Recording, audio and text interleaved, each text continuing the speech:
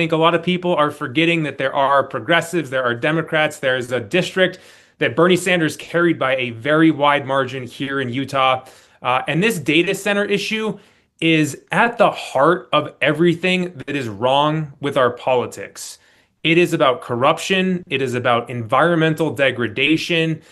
It is about how bad things happen behind the scenes when we don't shine a light on them.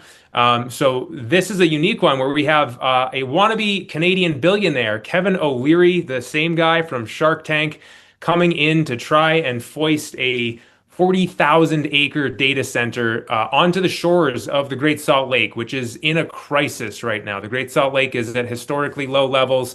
We get toxic dust that kicks up off of the lake and blows over my community here in Salt Lake County area.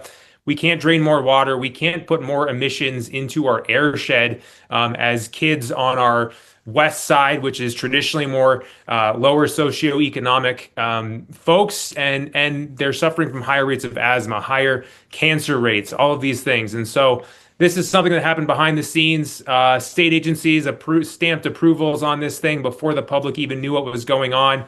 People were paid off, and the public fought back. And we have seen permits get kind of overturned. We have seen efforts to actually take this off by putting it on the ballot. And it's a great example of how people can stand up. And we are seeing our leaders here in Utah pivot after having bent over backwards to see this thing built. And so it's so critical when we talk about these data centers to talk about what's coming. I was excited to see just today Bernie Sanders calling for a sovereign wealth fund to actually take these just astronomical developments and turn them into public investments, essentially, to make sure that we can all benefit from this technology that certainly can do good things like discovering new medicines and predicting the weather, so we can understand when our clean energy projects are going to work to the best of their abilities. Those are great, but there's so much crazy stuff happening. I've joined Bernie in calling for a moratorium, and I think this call for a sovereign wealth fund is very interesting because I think we can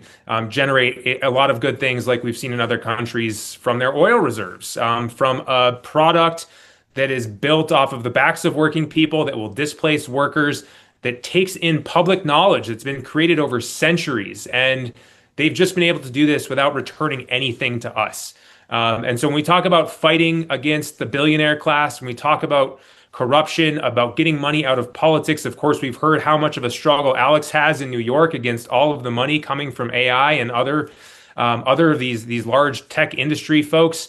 It is critical that we fight back, and we have people who are not taking corporate PAC money, that we have people who are speaking out against this sort of corruption, against the lack of community input on so many of these things. We want our communities to thrive. We want to say in that, and people feel left behind, and we need to stand up and tell them that we will fight for them.